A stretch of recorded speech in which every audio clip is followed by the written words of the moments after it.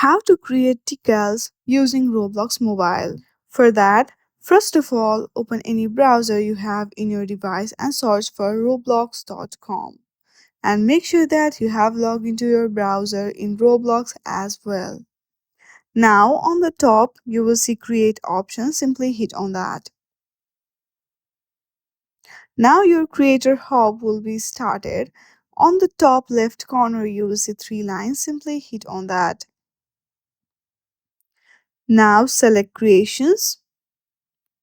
From here, if you scroll down a little bit, there you will see development items. Go through it.